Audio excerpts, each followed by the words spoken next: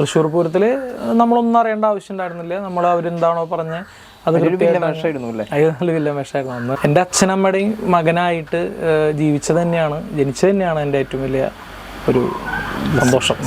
അപ്പോൾ ആ എക്സ്പീരിയൻസ് ശരിക്കും ആളുടെ ഡയറക്ഷൻ വന്നൊരു ഗുണം ചെയ്തിട്ടുണ്ട്. ഇത് മാത്രമല്ല, നമ്മുടെ സിനിമ ഇറങ്ങുമ്പോൾ കുറേ സിനിമകൾ, വാഴ, നുണക്കുഴി തുടങ്ങിയിട്ടുള്ള കുറേ സിനിമകൾ നമ്മുടെ സമൂഹത്തിൽ നടക്കുന്ന റെലവൻ്റായ കുറേ ഇഷ്യൂസ് ചർച്ച ചെയ്യുന്നൊരു സിനിമയാണ്. ഇങ്ങനെ മൈക്കെടുത്തിട്ട് ആക്ഷൻ പറയാൻ പറ്റാണ്ട് ഇങ്ങനെയൊക്കെയാണ് പറഞ്ഞിരുന്നത്. ഞാൻ തന്നെ എഴുതിയ സ്ക്രിപ്റ്റ് ഞാൻ തന്നെ അഭിനയിക്കുമ്പോൾ തോന്നിയ ഫീലിംഗ് പിന്നോട് ശരിക്കും മലയാള സിനിമയ്ക്ക് ഒരു ഭാവി വാഗ്ദാനം തന്നെയാണെന്ന് പറയാം. ഡയന നമുക്ക് നമ്മുടെ സിനിമയ്ക്ക് വേണ്ടിയിട്ട് അത്രയധികം നന്നായിട്ട് കോപ്പറേറ്റ് ചെയ്തിട്ടുണ്ട്. സിനിമ കണ്ടിട്ടുള്ള എല്ലാവരും ഭയങ്കരമായിട്ടുള്ള അഭിപ്രായം ഈ മൂസിനെ പറ്റി പറഞ്ഞു. കാരണം ശരിക്കും കരയിപ്പിച്ചോ കുട്ടി എന്നുള്ളത്. തിയേറ്ററിൽ എത്തുന്നതിൻ്റെ തലേദിവസം വരെ നമ്മളതിൽ എന്തെല്ലാം നല്ല കാര്യങ്ങൾ ചെയ്യാൻ പറ്റുന്നോ അതൊക്കെ നമ്മൾ ചെയ്തിട്ടുണ്ട്. എടോ അതൊക്കെ കുടിച്ചാൽ കൂമ്പ് പാടി പോകുന്നു. ഈ ഡയലോഗ് കാക്കക്കൂല്ലേ, അത് നമ്മുടെ സിനിമയിൽ ലഹരി ഉപയോഗിക്കുന്ന ഒരു സീൻ പോലും നമ്മൾ കാണിച്ചിട്ടില്ല. അല്ല, ഇത് എനിക്ക് ഇഷ്ടമായെന്ന് വെച്ചാൽ ഹലോ. അപ്പം ഇന്ന് നമ്മുടെ ഉള്ളത് സംഭവ സ്ഥലത്ത് എന്ന സിനിമയുടെ സ്ക്രിപ്റ്റ് റൈറ്റർ ആയിട്ടുള്ള അഖിലേഷ് തയ്യൂരാണ്. ഒരു സിനിമ മാത്രമല്ല, ഒത്തിരി വെബ് സീരീസ് അതുപോലെ കുറേ സിനിമയിൽ അഭിനയിക്കുകയൊക്കെ ചെയ്തിട്ടുള്ള ഒരു മഹത് വ്യക്തിയാണ്. അപ്പോൾ നമ്മുടെ ഈ പ്രോഗ്രാമിലേക്ക് സ്വാഗതം ചെയ്യാം. Thank you. ഓക്കെ, അപ്പോൾ സിനിമ ഇറങ്ങി രണ്ടാം വാർഡിലേക്ക് കടന്നു. അതാണ് സന്തോഷം. ഭയങ്കര ഹാപ്പിനെസ് ആണല്ലേ? അതെ, തീർച്ചയായിട്ടും. കാരണം നമ്മളെപ്പോലെ ഒരു ചെറിയ സിനിമ, അതായത് ഒരു സൗഹൃദ കൂട്ടായ്മയിലുണ്ടായിട്ടുള്ള ഒരു സിനിമ രണ്ടാം വാരത്തിലേക്ക് കടക്കുക എന്ന് പറഞ്ഞാൽ തന്നെ വലിയൊരു വിജയമാണ്. പ്രത്യേകിച്ച് വിജയുടെ ഗോട്ട്. അതുപോലെ തന്നെ അതെ, ഗോട്ട് മാത്രമല്ല, നമ്മുടെ സിനിമ ഇറങ്ങുമ്പോൾ കുറേ സിനിമകൾ, വാഴ, നുണക്കുഴി തുടങ്ങിയിട്ടുള്ള കുറേ സിനിമകൾ, ഫുട്ടേജ് തുടങ്ങിയിട്ടുള്ള സിനിമകൾ, നമ്മുടെ ഒപ്പം തന്നെ ഭരതനാട്യം, അങ്ങനെ കുറേ വലിയ സിനിമകൾ ഇറങ്ങുന്ന സമയത്താണ് നമ്മുടെ സിനിമ ഇറങ്ങിയത്. അപ്പോൾ എന്നിട്ട് രണ്ടാം വാരത്തിലെത്തിയത് സന്തോഷം. അപ്പോൾ സംഭവ സ്ഥലത്ത് നിന്നാണെന്നാണ് പടത്തിൻ്റെ ടൈറ്റിൽ. അപ്പോൾ ശരിക്കും ഒരു റിയൽ ഇൻസിഡൻറ്റ് തന്നെയാണോ? റിയൽ ഇൻസിഡൻറ്റ് എന്ന് പറയാൻ പറ്റില്ല. പക്ഷേ അതിൽ കുറച്ച് നമ്മുടെ സമൂഹത്തിൽ നടക്കുന്ന റെലവൻ്റായ കുറേ ഇഷ്യൂസ് ചർച്ച ചെയ്യുന്നൊരു സിനിമയാണ്. അതായത് അത് കാണുമ്പോൾ നമുക്ക് മനസ്സിലാവും, ഈ വിഷയം പറയേണ്ട വിഷയം തന്നെയാണ്, ഇതിവിടെ ഉള്ള വിഷയം തന്നെയാണെന്ന് കൃത്യമായിട്ട് മനസ്സിലാവും. അതുകൊണ്ട് തന്നെയാണ് അങ്ങനത്തെ പിന്നെ ചാനൽ ബേസ്ഡ് ആയിട്ടുള്ള ഒരു വ്യക്തിയുടെ സ്റ്റോറിയും കൂടിയാണ്. അതായത് അത് റിയൽ ആയിട്ടുള്ള സംഭവം നമ്മൾ ഉണ്ടാക്കി അതിനുവേണ്ടി നമ്മൾ ചെയ്തിട്ടുള്ള ഒരു മസാല അങ്ങനെ ചേർത്തിട്ടില്ല. കാരണം വെച്ചാൽ ഒരു റിയൽ ഇൻസിഡൻറ്റ് പറയുമ്പോൾ നമ്മൾ അതിനാവശ്യമായിട്ടുള്ളൊരു സ്ഥലം ഏതാണ്, അല്ലെങ്കിൽ അതിനാവശ്യമായിട്ടുള്ള കാര്യങ്ങൾ എന്താണെന്ന് നോക്കിയിട്ടാണ് പറയുന്നത്. അപ്പോൾ നമ്മളിതൊരു മാധ്യമ പ്രവർത്തനങ്ങളിലൂടെയാണ് കഥ പറഞ്ഞത് മാത്രം. അപ്പോൾ ഇപ്പോൾ തൃശ്ശൂർ പൂരത്തിൽ അഭിനയിക്കല് ചെയ്തതാണ്. അതെ, ഈ അഭിനയത്തിന് സ്ക്രിപ്റ്റ് റൈറ്റിലേക്ക് വന്നപ്പോൾ എന്തൊക്കെ മാറ്റങ്ങളാണ് തോന്നിയത്? അത് അങ്ങനെ എനിക്കൊരു മാറ്റം ഫീൽ ചെയ്തില്ല. കാരണം ഞാൻ രണ്ടുമായിട്ട് തുടർന്നുകൊണ്ടിരിക്കുക. കാരണം ബേസിക്കലി എനിക്ക് ആക്ടർ എന്നുള്ള രീതിയിൽ എസ്റ്റാബ്ലിഷ്ഡ് ആവാനാണ് എനിക്ക് താല്പര്യം. എന്നാൽ മറ്റത് താല്പര്യമില്ല എന്നല്ല, എനിക്ക് ഡയറക്ഷനും സ്ക്രിപ്റ്റും ഒക്കെ എനിക്ക് താല്പര്യമുള്ള വിഷയങ്ങളാണ്. പക്ഷെ ബേസിക്കലി ഇപ്പോൾ കുഞ്ഞുനാൾ മുതൽ നമ്മുടെ ആഗ്രഹം എന്ന് പറഞ്ഞാൽ നടനാവുക എന്നുള്ളതാണ്. അപ്പോൾ പക്ഷെ ഒരു സമയത്ത് നമ്മൾ വായിക്കുകയും അതുപോലെ നമ്മൾ നാടകങ്ങൾ ചെയ്യുകയൊക്കെ ചെയ്തപ്പോൾ നമുക്ക് കിട്ടിയിട്ടുള്ള ഒരു എഴുതാനുള്ള ഒരു ആഗ്രഹത്തിൻ്റെ പുറത്ത് അങ്ങനെ ഒരു എഴുത്തിലേക്ക് എത്തിയാണ്. ഇപ്പോൾ എനിക്ക് സ്റ്റിൽ ആഗ്രഹം തിരക്കഥാകൃത്തായിട്ടുള്ള ഒരു നടൻ എന്നുള്ള രീതിയിൽ തന്നെ അറിയപ്പെടാനാണ് താല്പര്യം. അപ്പോൾ തൃശ്ശൂർ പൂരത്തിൽ നമ്മളൊന്നും അറിയേണ്ട ആവശ്യം ഉണ്ടായിരുന്നില്ല. നമ്മൾ അവരെന്താണോ പറഞ്ഞ് അത് നല്ല വില്ല വേഷമായിരുന്നു. അന്ന് അത് തിരിച്ചറിയില്ല. കാരണം എൻ്റെ രൂപം നല്ല തടി ഉണ്ടായിരുന്നു. അന്ന് കുറച്ച് കിലോ കുറച്ചിട്ടാണ് ഞാൻ ഇങ്ങനെ ആയത്. അപ്പോൾ അത് അവരെന്താണോ, കാരണം എൻ്റെ ആദ്യത്തെ സിനിമയാണ്. എനിക്ക് സിനിമാ ലോകമായിട്ട് യാതൊരു ബന്ധവുമില്ല, എൻ്റെ ആർക്കും ബന്ധമില്ല. അപ്പോൾ നമ്മളവിടെ പോകുന്നു. രാജേഷ് മോഹൻ സാറാണ് ഡയറക്ഷൻ. അപ്പോൾ സാറ് എന്താണോ അത് അങ്ങനെ ചെയ്ത്, അത് നല്ലൊരു വേഷമായിരുന്നു. പുതുമുകളായിട്ട് നമുക്ക് ഓഡീഷൻ വഴിയാണ് അതിലേക്ക് സെലക്ട് ആയിട്ടുള്ളത്. അപ്പോൾ അത് ചെയ്തു. ഇതിലേക്ക് വരുമ്പോൾ ഇത് നമ്മുടെ സിനിമയാണ്. അങ്ങനെ നമ്മൾ സ്ക്രിപ്റ്റ് ചെയ്യുകയും A to Z നമ്മളെല്ലാ കാര്യങ്ങളിലും നമ്മളൊപ്പം നിൽക്കുകയും ചെയ്തിട്ടുള്ള സിനിമയാണ്. അപ്പോൾ നമ്മുടെ സിനിമയാകുമ്പോൾ നമുക്ക് കുറച്ചുകൂടെ അടുപ്പുണ്ടല്ലോ അതിൻ്റെ ഒരു. അപ്പോൾ സിൻഡോ ഡേവിഡ് പുതിയ ഡയറക്ടറാണ് തോന്നുന്നത്. അതെ. എങ്ങനെയുണ്ടായിരുന്നു ആളായിട്ട് വർക്ക് ചെയ്തപ്പോൾ? ബേസിക്കലി ആൾ എഡിറ്ററാണ്. ആൾ കുറേ വർഷങ്ങളായിട്ട് ചാനൽസിനൊക്കെ വേണ്ടിയിട്ട് എഡിറ്റ് ചെയ്യുന്ന ഒരു വ്യക്തിയാണ്. പിന്നെ കുറേ മീഡിയ സ്ഥാപനങ്ങളിൽ വർക്ക് ചെയ്തിട്ടുള്ള വ്യക്തിയാണ്. അപ്പോൾ ഓൾറെഡി ആൾക്ക് ഭയങ്കര എക്സ്പീരിയൻസ് ഉണ്ട് ആൾക്ക് ആ ഒരു എഡിറ്റർ എന്ന നിലയ്ക്ക്. അപ്പോൾ ആ എക്സ്പീരിയൻസ് ശരിക്കും ആളുടെ ഡയറക്ഷൻ വന്നിട്ട് ഗുണം ചെയ്തിട്ടുണ്ട്. അപ്പോൾ സിൻഡോ ഡേവിഡ് ഒരു നല്ല ഡയറക്ടറാന്ന് പറയണതിൻ്റെ ഒപ്പം തന്നെ എൻ്റെ വളരെ ഏറ്റവും അടുത്തൊരു സുഹൃത്ത് കൂടിയാണെന്ന് പറയാനാണ് എനിക്കിഷ്ടം. കാരണം നല്ലൊരു സുഹൃത്താണ്. ആ സുഹൃത്ത് ബന്ധത്തിൽ നിന്ന് സിൻഡോ ഡേവിഡ് മാത്രമല്ല, ഞങ്ങളുടെ സിൻഡോ ഡേവിഡിൻ്റെ സ്വന്തമായിട്ടൊരു സ്റ്റുഡിയോ ഉണ്ട്, ലൈവ് മീഡിയ. അപ്പോൾ ഇത് അസോസിയേഷൻ ചെയ്തിരിക്കുന്നവരാണ്. പ്രൊഡക്ഷൻ ഇന്ത്യ സ്നേഹ പ്രൊഡക്ഷൻസ് ആണ്.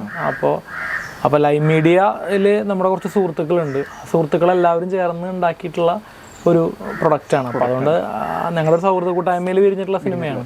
സിൻഡോ ഡേവിഡ് ശരിക്കും മലയാള സിനിമയ്ക്ക് ഒരു ഭാവി വാഗ്ദാനം തന്നെയാണെന്ന് പറയാം. കാരണം ആളുടെ ഫസ്റ്റ് പടം തന്നെ ആള് ആരും മോശം എന്ന് പറയാത്ത ഒരു റിസൾട്ട് ഉണ്ടാക്കിപ്പിക്കാൻ ചേട്ടനും അഭിനയിച്ചിട്ടുണ്ട്. ഉണ്ട്. ഞാൻ ഒരു വേഷം ഗിരി എന്ന് പറഞ്ഞിട്ടുള്ള ഒരു ക്യാരക്ടർ ചെയ്തിട്ടുണ്ട്. അപ്പോൾ ഞാൻ തന്നെ എഴുതിയ സ്ക്രിപ്റ്റ് ഞാൻ തന്നെ അഭിനയിക്കുമ്പോൾ തോന്നിയ ഫീലിംഗ് അത് ശരിക്കും പലരും ട്രോളാണ് പതിവ്, നീ നിനക്ക് വേണ്ടി എഴുതിയ ക്യാരക്ടർ എന്നൊക്കെ പറയും. പക്ഷെ അത് ഡയറക്ടറുടെ നിർദ്ദേശപ്രകാരം അങ്ങനെ ഒരു കഥയിലേക്ക് അങ്ങനത്തെ ഒരു ആവശ്യം വന്നപ്പോൾ ഉണ്ടായിട്ടുള്ള ഒരു ക്യാരക്ടറാണ്.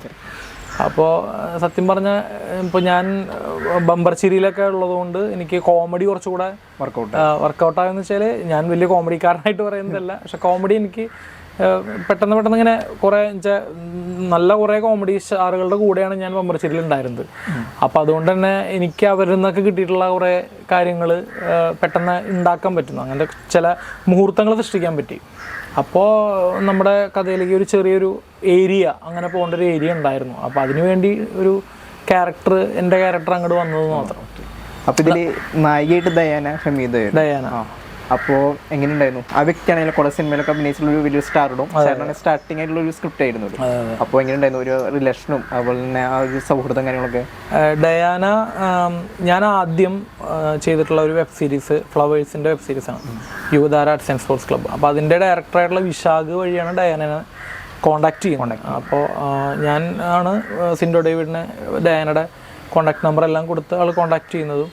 അപ്പോൾ ഡയാനായിട്ട് ഇപ്പോൾ നല്ല ഒരു ഫ്രണ്ട്ഷിപ്പാണ്. കാരണം ഡയാന നമുക്ക് നമ്മുടെ സിനിമയ്ക്ക് വേണ്ടിയിട്ട് അത്രയധികം നന്നായിട്ട് കോപ്പറേറ്റ് ചെയ്തിട്ടുണ്ട്. കാരണം ആള് കൃത്യമായിട്ട് ആ ക്യാരക്ടറിനെ, ആദിലക്ഷ്മി എന്നുള്ള ക്യാരക്ടറെ മനസ്സിലാക്കുകയും ഉള്ള ദിവസമൊക്കെ കൃത്യമായിട്ട് നമ്മൾ ശരിക്കും ഒരു ദിവസം കൂടുതൽ സീനുകൾ എടുത്തിട്ടുണ്ട്. അപ്പോൾ അതിനൊക്കെ ഒരു പ്രശ്നം പറയാതെ നമ്മുടെ കൂടെ സെറ്റിൽ നിൽക്കുകയും നമ്മുടെ പരിമിതികൾ മനസ്സിലാക്കി ഒക്കെ നിൽക്കുകയും ചെയ്യുന്ന നല്ലൊരു കോ ആർട്ടിസ്റ്റാണ്. അപ്പോൾ ബാക്കിയുള്ള ആക്ടേഴ്സൊക്കെ എങ്ങനെയായിരുന്നു? ഇപ്പോൾ ഡയാനെ കുറിച്ച് ഏട്ടൻ പറഞ്ഞു, മാഡത്തെ കുറിച്ച് പറഞ്ഞിട്ടുണ്ടായിരുന്നു. ബാക്കിയുള്ള ആക്ടേഴ്സൊക്കെ എങ്ങനെയായിരുന്നു സെറ്റിലും കാര്യങ്ങളൊക്കെ? ബാക്കിയുള്ള നമുക്ക് കിട്ടിയിട്ടുള്ള ആക്ടേഴ്സ് എല്ലാം നല്ല ആക്ടേഴ്സ് ആയിരുന്നു. ഇപ്പോൾ നായകനായിട്ട് അഭിനയിച്ചിട്ടുള്ള സിൻസിയർ ഒരു തിയേറ്റർ സിനിമ സിൻസിയറിൻ്റെ ആദ്യത്തെ ആണെങ്കിലും OTT മുമ്പ് 2 സിനിമകൾ ചെയ്തിട്ടുണ്ട്. അപ്പോൾ പുള്ളി നന്നായിട്ട് ചെയ്തിട്ടുണ്ട്. അതുപോലെ സുധീർ കരമന, സുനിൽ സൂദ, ശിവജി ഗുരുവായൂർ, അജിത്ത് കൂത്താട്ടുകുളം, അങ്ങനെ കുറേ പേര് ഇതിൽ ചെയ്തിട്ടുണ്ട്. കുറേ പേരുകൾ ഞാൻ മിസ്സായി പോകും. കുറേ പേരുടെ, പിന്നെ ക്രിസ് വേണുഗോപാൽ, പിന്നെ ഞാൻ എടുത്തു പറയേണ്ട ഒരാളാണ് മിമൂസ്, അതായത് മൃണ്മയ് എന്നാണ് ശരിക്കുള്ള പേര്. അപ്പം ഞങ്ങൾ ബമ്പർ ചിരിയിൽ ഒരുമിച്ചുണ്ടായിരുന്നതാണ്. അപ്പോൾ ശരിക്കും ചെറിയ കുട്ടിയാണ്, 3ാം ക്ലാസ്സിലാണ് പഠിക്കുന്നത്. അപ്പോൾ അവള് ഈ സിനിമ കണ്ടിട്ടുള്ള എല്ലാവരും ഭയങ്കരമായിട്ടുള്ള അഭിപ്രായം മിമൂസിനെ പറ്റി പറഞ്ഞു. കാരണം ശരിക്കും കരയിപ്പിച്ചോ കുട്ടി എന്നുള്ളത്. ഇതിൽ ഡയാന ചെയ്യുന്ന ക്യാരക്ടറിൻ്റെ ചെറുപ്പമായിട്ടാണ് ചെയ്യുന്നത് ആദിലക്ഷ്മി. അപ്പോൾ ഭയങ്കരമായിട്ട് അവൾ ശരിക്കും ആ കുട്ടിയുടെ ശരിക്കും നമ്മൾ അത്ഭുതപ്പെടുത്തിയെന്ന് പറഞ്ഞു കഴിഞ്ഞാൽ മിമൂസ് നല്ല ആക്ട്രസ്സാണെന്ന് എനിക്കറിയാം ബമ്പർ ചിരി ചെയ്തുകൊണ്ട്. കാരണം ബമ്പർ ചിരി ചെയ്യാന്ന് പറഞ്ഞു കഴിഞ്ഞാൽ 4 മിനിറ്റിനകത്ത് നമ്മളൊരു സ്കിറ്റ് ചെയ്യണം. ആ സ്കിറ്റ് നമ്മൾ തെറ്റാതെ ചെയ്യണം. അതായത് നമ്മൾ തെറ്റി കഴിഞ്ഞാൽ അതുപോലെ എറിയും. അപ്പോൾ നമ്മൾ 4 മിനിറ്റിന്റെ നാടകത്തിലാണെങ്കിൽ നമുക്ക് കുറച്ച് റിലാക്സ് ഉണ്ട് ഡയലോഗ് പറയാൻ. പക്ഷെ കോമഡി ആകുമ്പോൾ അങ്ങനെ അങ്ങോട്ടും ഇങ്ങനെ കൗണ്ടർ പറയണം. അപ്പോൾ ആ കുട്ടി മിടുക്കിയാണെന്ന് എനിക്കറിയാം. പക്ഷെ അവളോട് വന്ന് അവൾക്ക് കിട്ടി ഇത് വേറൊരു വെർഷൻ ആയിരുന്നല്ലോ, കോമഡി അല്ലല്ലോ, ഭയങ്കര സെന്റിമെന്റ്സ് ആയിട്ടുള്ള ഒരു സീനാണ്. ഇതിൽ ശരിക്കും ഒരു ഗ്ലിസറിൻ പോലും ഇല്ലാണ്ട് അവള് ഭയങ്കരമായിട്ട് കരയുക. ശരിക്കും ഫസ്റ്റ് ടേക്കിൽ ഓക്കെയാണ്, പക്ഷെ നമ്മൾ പിന്നെ ക്യാമറ അതിന്റെ കാര്യങ്ങളൊക്കെ ആംഗിൾ ആയതുകൊണ്ട് നമുക്ക് വീണ്ടും എടുക്കേണ്ടി വരുമ്പോഴും സെയിം ഫീൽ തന്നെ കുട്ടി നമുക്ക് തരും. ശരിക്കും നമ്മൾ അത്ഭുതപ്പെടുത്തും. ഭയങ്കര പ്രൊഫഷണലാണ്. ശരിക്കും മിറാക്കിളാണ്. ശരിക്കും ഈ ചെറുപ്പത്തിൽ തന്നെ ആ കുട്ടി ഭയങ്കര പ്രൊഫഷണലാണ്. ഒരു സീൻ എങ്ങനെ പറഞ്ഞു തന്നാൽ മോളെങ്ങനെ ചെയ്യട്ടോ എന്ന് പറഞ്ഞാൽ അത് മനസ്സിലാക്കിയിട്ട് ആ കുട്ടി ഗംഭീരമായിട്ട് ചെയ്യും നമ്മൾ ശരിക്കും. അതുപോലെ ലാൽ ജോസ് സാറ് നമുക്ക്, ഞാൻ എല്ലാ ആർട്ടിസ്റ്റുകളെയും പറ്റി എനിക്ക് കുറേ പറയാനുണ്ടായിട്ടുള്ള സമയമില്ലാത്തതുകൊണ്ടാണ്. ലാൽ ജോസ് സാറ് ഈ സിനിമയിൽ വന്നതിന് ശേഷവും മുമ്പൊന്നും ഞങ്ങൾ പറയേണ്ടി വരും. കാരണം ലാൽ ജോസ് സാർ വന്നപ്പോൾ ഞങ്ങളുടെ സിനിമയുടെ ഒരു സ്കെയില് ഭയങ്കരമായിട്ട് വലുതായി. പിന്നെ എൻ്റെ ഒരു ഫേവറേറ്റ് ഡയറക്ടേഴ്സിന്റെ ലിസ്റ്റിലുള്ള ആളാണ് ലാൽ ജോസ് സാറ്. ഞാൻ വന്നപ്പോൾ തന്നെ എനിക്ക് ശരിക്കും ലാൽ ജോസ് സാറ് വന്നപ്പോൾ എന്തെങ്കിലും വല്ല നിർദ്ദേശങ്ങൾ തന്നിട്ടുണ്ടായിരുന്നു? അതാണ് സാറ് നമ്മളോട് കാണിച്ചിട്ടുള്ള ഏറ്റവും വലിയൊരു, അതായത് ഒരു മര്യാദ എന്ന് എനിക്ക് തോന്നിയിട്ടുണ്ട്. അതായത് സാറ് നമ്മുടെ സെറ്റിൽ വന്നിട്ട് നമ്മളോട് അയ്യോ ഈ സ്ക്രിപ്റ്റ് പോരല്ലോ, ഇത് ഇങ്ങനെ ചെയ്യണമല്ലോ, അങ്ങനെ ചെയ്യണമല്ലോ, ആ ക്യാമറ ഇങ്ങനെയൊക്കെ പറഞ്ഞിരുന്നെങ്കിൽ ഞങ്ങളെല്ലാം അവിടെ തകർന്നടിഞ്ഞാൽ. കാരണം ഞങ്ങള് ഓൾറെഡി പുള്ളി വരുമ്പോ തന്നെ നമ്മള് എന്റെ ദൈവമേ, കാരണം നമ്മൾ ആരാധിക്കുന്ന ഒരു മനുഷ്യൻ നമ്മുടെ സിനിമയിൽ അഭിനയിക്കാൻ വരിക. അപ്പോൾ അങ്ങനെ വരുമ്പോൾ അത് സിൻഡോബ്രോയ്ക്കും ഉണ്ട്, എല്ലാവർക്കും ആ ടെൻഷൻ ഉണ്ട്. അപ്പോൾ പുള്ളി ആക്ഷനൊക്കെ ഇങ്ങനെ മൈക്ക് എടുത്തിട്ട് ആക്ഷൻ പറയാൻ പറ്റാണ്ട് ഇങ്ങനെയൊക്കെയാണ് പറഞ്ഞിരുന്നത്. കാരണം എന്നിട്ടൊക്കെ പറഞ്ഞിരുന്നത് അങ്ങനെ ഭയങ്കര എല്ലാവരും ഭയങ്കര ഇതിലായിരുന്നു. അപ്പോൾ ഈ ലാൽ ജോസ് സാറ് വന്നിട്ട് പക്ഷേ കൃത്യമായിട്ട് കാര്യങ്ങൾ പറഞ്ഞു കൊടുത്തപ്പോൾ സാറ് മനസ്സിലായി. സാറിന് ഡൗട്ടുകൾ ചോദിച്ചു. കൃത്യമായിട്ട് ലാൽ ജോസ് സാറ് എന്താണോ നമ്മൾ പറയുന്ന കൃത്യമായിട്ട് അത് ആക്ട് ചെയ്ത് ഒരു പ്രാവശ്യം അങ്ങടെയാണ് ആള് മറ്റേ മോണിറ്ററിൽ നോക്കണം ഞാൻ കണ്ടിട്ടുള്ളത്. അല്ലാത്ത സമയത്തൊക്കെ ആൾ ഡയറക്ടറെ മുഖത്ത് നോക്കി കൃത്യമായിട്ട് എങ്ങനെയാണോ എന്നുള്ളത് നോക്കിയിട്ടായിരുന്നു ആൾ കാര്യങ്ങൾ ചെയ്തിരുന്നത്. അപ്പോൾ ശരിക്കും അദ്ദേഹം നമ്മളോട് ചെയ്തിട്ടുള്ള കോപ്പറേറ്റ് അതാണ്. നമ്മൾ പിന്നെ തീർച്ചയായിട്ടും ആൾ വന്നിട്ട് അഭിനയിക്കുക എന്ന് പറഞ്ഞാൽ അതും അദ്ദേഹം അഭിനയിച്ച് കഴിഞ്ഞിട്ടും കുറച്ചു നേരം സെറ്റിൽ നമ്മളോടൊപ്പം സംസാരിച്ചിരുന്നു. അത് ഭയങ്കര ഒരു നമുക്ക് കിട്ടുന്ന ഏറ്റവും വലിയ ഭാഗ്യമാണ്. ഡബ്ബിങ്ങിന് വിളിക്കുമ്പോഴും ഒരു സാർ അന്ന് ദുബായിൽ നിന്ന് അവിടെ നിന്ന് അങ്ങോട്ട് വന്നിട്ടുള്ളത്. അപ്പോൾ സാറ് വന്ന് ചെയ്തു, നമുക്ക് എല്ലാ ബ്ലെസ്സിങ്സും തന്നിട്ടാണ് പോയത്. നമ്മുടെ ഫസ്റ്റ് ലുക്ക് പോസ്റ്റർ പുറത്തിറക്കിയത് അദ്ദേഹമാണ്. അങ്ങനെ നമുക്ക് കുറേ ആർട്ടിസ്റ്റുകൾ, ഞാൻ കുറേ പേര് പറഞ്ഞ കുറേ പേരുണ്ടാവും. എല്ലാ ആർട്ടിസ്റ്റുകളും നമുക്ക് നന്നായിട്ട് ഇതിൽ ഒരാൾ പോലും കണ്ടിട്ട് അയ്യോ അയാൾ മോശമായി എന്ന് അങ്ങനെ പറഞ്ഞിട്ടില്ല. ഭയങ്കരമായിട്ട് എല്ലാവർക്കും ഇഷ്ടപ്പെടുന്നുണ്ട്. അങ്ങനെ അപ്പൊ എന്തായാലും സൗഹൃദമല്ല, ഇതിലൊന്ന് അഭിനയിച്ചത് വരെ നിങ്ങളുടെ സൗഹൃദ കൂട്ടായ്മയിലേക്ക്. അതെ തീർച്ചയായിട്ടും അവര് നമ്മുടെ ഗാംഗിലേക്ക് വരികയുണ്ടായത്. അപ്പൊ നമ്മുടെ അറ്റ്മോസ്ഫിയർ അവര് കൃത്യമായിട്ട് പഠിച്ചു. ശശാങ്ക് ഏട്ടനും അവരൊക്കെ ഉണ്ടായിരുന്നു. അങ്ങനെ കുറെ പേരുണ്ട്. പിന്നെ അശ്വതി ശ്രീകാന്ത്, അങ്ങനെ കുറെ പേര് നമ്മുടെ ഇതില് ചെയ്തിട്ടുണ്ട്. തീർച്ചയായിട്ടും. അപ്പോൾ ഇപ്പോൾ ഈ ചില ആക്ടേഴ്സ് ഇങ്ങനെ സ്ക്രിപ്റ്റ് കാണിച്ചു കൊടുത്തിട്ടുണ്ടെങ്കിൽ അപ്പോൾ അവരത് മാറ്റിയെടുത്ത് അങ്ങനെയൊക്കെ ഉണ്ടല്ലോ. അപ്പോൾ ചേട്ടൻ വർക്ക് ചെയ്ത ആക്ടേഴ്സൊക്കെ എങ്ങനെയായിരുന്നു? എനിക്ക് അങ്ങനെ ഒരു അനുഭവം വന്നിട്ടില്ല. കാരണം വെച്ചാൽ നമുക്ക് ഈ സിനിമയ്ക്ക് ഞങ്ങളുടെ ആദ്യത്തെ സിനിമ ഇതാണല്ലോ. അപ്പോൾ ഈ സിനിമയ്ക്ക് നമുക്ക് അങ്ങനെ ഒരു പ്രശ്നം ഇതുവരെ നേരിട്ടില്ല. ഞങ്ങൾ തന്നെ എപ്പോഴും സ്ക്രിപ്റ്റ് വായിച്ച് കൂടുതൽ നന്നാക്കാൻ വേണ്ടി വീണ്ടും പൊളിക്കുമായിരുന്നു. കാരണം നിർദ്ദേശങ്ങൾ എല്ലാവരും പറയായിരുന്നു. അപ്പോൾ ഇതിൽ ഹീറോ ആയിട്ട് അഭിനയിച്ചിട്ടുള്ള സിൻസിയർ നിർദ്ദേശങ്ങൾ പറയുമായിരുന്നു. അതുപോലെ മറ്റേ എല്ലാവരും A-Z ക്യാമറാമാൻ പറയുമായിരുന്നു. അങ്ങനെ A-Z ആയിട്ടുള്ള എല്ലാവരും അവരുടെ സജഷൻസ് നമ്മളടുത്ത് പറയും. അത് സ്വീകരിക്കാൻ തയ്യാറുമാണ് നമ്മുടെ സംവിധായകൻ. അപ്പോൾ അതിൽ നമുക്ക് സന്തോഷമുള്ളൂ. അപ്പോൾ അതിൽ നമുക്ക് നല്ലതെന്ന് തോന്നിയ കാര്യങ്ങൾ നമ്മളെടുത്ത് അതിനെ ഡെവലപ്പ് ചെയ്ത് അവസാനം തിയേറ്ററിൽ എത്തുന്നതിൻ്റെ തലേദിവസം വരെ നമ്മളതിൽ എന്തെല്ലാം നല്ല കാര്യങ്ങൾ ചെയ്യാൻ പറ്റുന്നോ അതൊക്കെ നമ്മൾ ചെയ്തിട്ടുണ്ട്. അപ്പോൾ ഈ സ്ക്രിപ്റ്റിൽ ഇപ്പോൾ നമ്മൾ സ്ക്രീൻ പ്ലേയും കൂടി എഴുതുന്നുള്ളൂ. അപ്പോൾ അതേ സ്ക്രീൻ പ്ലേയിൽ തന്നെയാണ് നമ്മൾ വിഷ്വൽസ് അല്ല എഡിറ്റിംഗ് ഒക്കെ ചെയ്യുമ്പോൾ ഒപ്പം ചേർന്ന് തന്നെ ഇരിക്കണ്ടായിരുന്നു. എങ്ങനെയായിരുന്നു അതിൻ്റെ ഒരു പ്രോസസ്സിങ് കാര്യങ്ങളൊക്കെ? അല്ല, അതായത് സ്ക്രിപ്റ്റിൻ എഡിറ്റ് ചെയ്യുന്ന ആള് ഇതിന്റെ ഡയറക്ടർ ആയതുകൊണ്ട് ഈ പടത്തിന് വലിയൊരു ഗുണമാണ്. കാരണം അയാൾക്ക് സ്ക്രിപ്റ്റിന്റെ ഒന്നും ആവശ്യമില്ല. ആൾക്ക് ആ സിനിമ കൃത്യമായിട്ട് ആളുടെ മൈൻഡിലുണ്ട്. അതെ. അപ്പൊ ആൾക്ക് എഡിറ്റിന്റെ റഫ് കട്ടിന്റെ സമയത്തൊന്നും നമ്മൾ കൂടെ ഉണ്ടായിട്ടേ ഇല്ല. അതിന്റെ ഫൈനൽ കട്ടിന്റെ സമയത്തും ഉണ്ടായിട്ടില്ല. ബാക്കി ഉണ്ടായിട്ടുണ്ട്, പക്ഷെ നമുക്ക് അതിൽ ഇടപെടേണ്ട ആവശ്യമില്ല. കാരണം അത് പുള്ളി ചെയ്തോളും കൃത്യമായിട്ട്. അപ്പൊ അത് ഒക്കെ ഭംഗിയായിട്ട് നമ്മൾ നോക്കേണ്ട ആവശ്യം വന്നിട്ടില്ല. അതൊക്കെ ഭംഗിയായിട്ട് ചെയ്തിട്ടുണ്ട്. അപ്പോൾ ഈ വെബ് സീരീസിനെ വിട്ടിട്ട് സിനിമ ചെയ്തപ്പോൾ കുറേ സ്ട്രഗിൾസ് ഉണ്ടായിരുന്നു. സ്ട്രഗിളിങ് തന്നെയാണ് ഇപ്പോഴും ലൈഫ്. കാരണം ഞാൻ ചെറുപ്പത്തിലെ ആഗ്രഹിച്ചതാണ് ഇങ്ങനെ ഒരു സിനിമ നടനാവണം എന്നുള്ളത് നമ്മുടെ ചെറുപ്പത്തിലെ ആഗ്രഹമാണ്. പക്ഷെ ചെറുപ്പത്തിലെ ആഗ്രഹം എന്താ പറയുക, സിനിമ നടനാവണം എന്ന് പറയുമ്പോൾ അന്ന് നമ്മുടെ സൊസൈറ്റി ഇങ്ങനെയല്ല. അന്ന് നമ്മുടെ സൊസൈറ്റി ഒരുപാട് മാറ്റമുണ്ട്.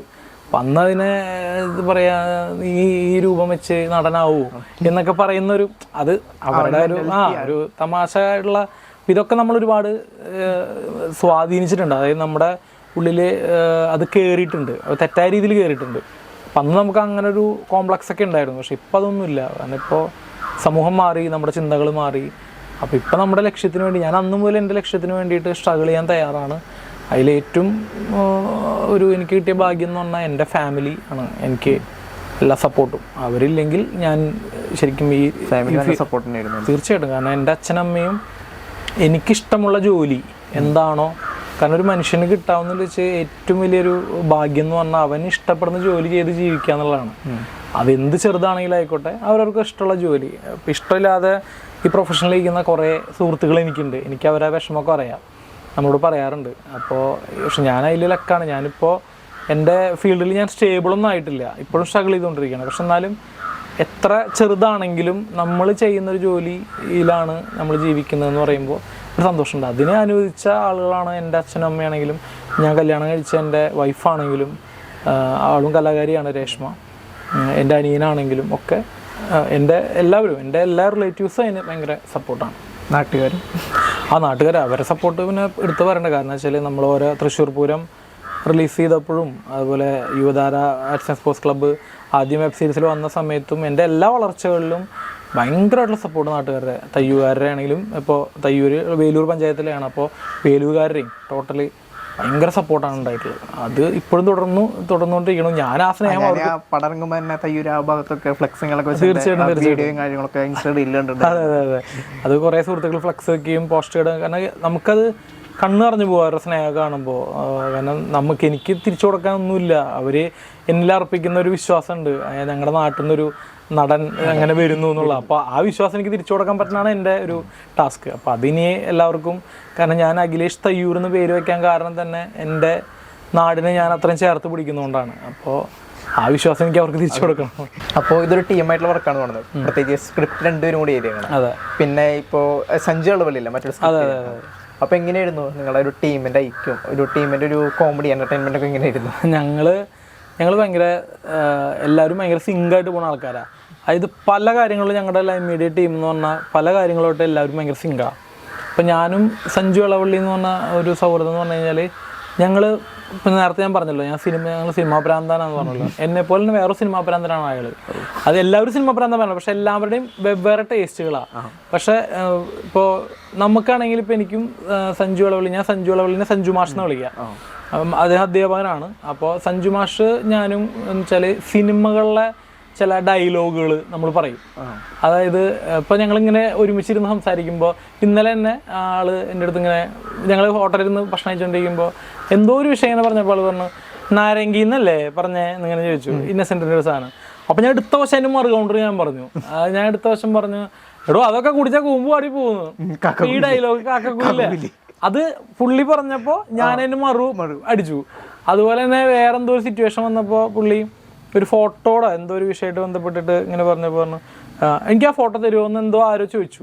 അപ്പോൾ സഞ്ജു മാഷ് പറഞ്ഞു, എന്നാ സാർ ആ ഫോട്ടോ വെച്ചോളൂ. അപ്പോൾ ഞാൻ അപ്പുറത്ത് പറഞ്ഞു, ഇതൊരു വലിയ ബന്ധത്തിന് തുടക്കാവട്ടെ എന്ന് പറഞ്ഞു. അത് വെട്ടത്തില്ലേ. അപ്പോൾ അത് ചിലവർക്ക് കണ്ടുപിടിക്കാൻ പറ്റില്ല. അപ്പം നമ്മൾ അങ്ങനെ അടിക്കും. അപ്പോൾ എല്ലാവരും അതുപോലെ നമ്മുടെ സരീഷ് പുളിഞ്ചേരി എന്ന് പറഞ്ഞ ചീഫ് അസോസിയേറ്റും പിന്നെ കുഞ്ഞിമണി എന്ന് പറഞ്ഞ ഗാനം എഴുതിയിട്ടുള്ള സരീഷ് ആണെങ്കിലും പ്രമോദേട്ടനാണെങ്കിലും ഇതിൽ അഭിനയിച്ചിട്ടുള്ള. അപ്പോൾ അങ്ങനെ ഞങ്ങളുടെ സൗഹൃദ കൂട്ടത്തിൽ എല്ലാവരും ഇങ്ങനെ അടിക്കുന്നവരാ, അങ്ങോട്ടും ഇങ്ങോട്ടും കൗണ്ടർ അടിക്കും. അപ്പോൾ ഈ അതെ അതെ അപ്പോൾ നമ്മൾ സിനിമകൾ ഇങ്ങനെ കാണുമ്പോൾ നമുക്ക് ആ ഒരു റാപ്പ് നന്നായിട്ട് കിട്ടും. ഇപ്പോൾ സിൻഡോ ബ്രോ ആണെങ്കിലും കൂടി നമ്മൾ ആ ഒരു ഇതിലാണ്. പക്ഷെ സിൻഡോ ബ്രോ ഇങ്ങനെ ഞങ്ങളുടെ ഇങ്ങനത്തെ ഈ കൗണ്ടറുകൾ ഓർത്തു വെക്കാറില്ല അധികം. പുള്ളി വേറൊരു ഇതില്ല. ഞാനും സിൻഡോ ബ്രോയും വേറൊരു കുറെ കാര്യങ്ങളിൽ ഞങ്ങൾ ഭയങ്കര സാമ്യം. അതായത് ഒരു പ്രൊഫഷൻ എങ്ങനെ സ്വീകരിക്കണം എന്നുള്ള കാര്യത്തിലൊക്കെ ഞങ്ങൾ ഭയങ്കര സാമ്യം. അപ്പോൾ ഈ ഒരു സംഭവം നമ്മുടെ കയ്യിൽ നിൽക്കുന്നുണ്ട്, ഇത് എന്റർടൈൻമെന്റ്. ആ എന്റർടൈൻമെന്റ് അങ്ങനെ പോകും. എന്തായാലും നിങ്ങൾ ഈ സൗഹൃദം ലൈവ് മീഡിയ വലിയൊരു പാൻ ഇന്ത്യൻ പടങ്ങളൊക്കെ ആയിട്ട് വരട്ടെ എന്ന് ആശംസിക്കാം. അപ്പോൾ ഒത്തിരി പേര് ഇങ്ങനെ ചാൻസ് ഒക്കെ ആയിട്ട് വരുന്നവരോട് അവരോട് എന്താ പറയാനുള്ളത്? ചാൻസ് ചോദിക്കുന്നത് ഇപ്പൊ നമ്മളൊരു സ്ക്രിപ്റ്റ് എഴുതി ആ സിനിമയിലായി ചേട്ടനോട് ഒരു 4-5 പേര് ചോദിച്ചിട്ടുണ്ടോ അത് സിനിമയിലേക്ക് ചാൻസ് തരുമെന്നൊക്കെ. അപ്പൊ അങ്ങനത്തെ അവരോടൊക്കെ എന്താ പറയാനുള്ളത്? അല്ലെങ്കിൽ അവരിനി ഏത് സ്റ്റെപ്പ് വെക്കണം, അല്ലെങ്കിൽ അവരെങ്ങനെയാണ് ഇതിലേക്ക് വരേണ്ടത്? അത് നല്ലൊരു ചോദ്യമാണ്. അതായത് ഇപ്പോൾ നമ്മൾ സിനിമയിലിപ്പോൾ തൃശ്ശൂർ പൂരം ചെയ്ത സമയത്ത് എനിക്ക് അങ്ങനെ അത് നേരിട്ട് വന്നിട്ടില്ല.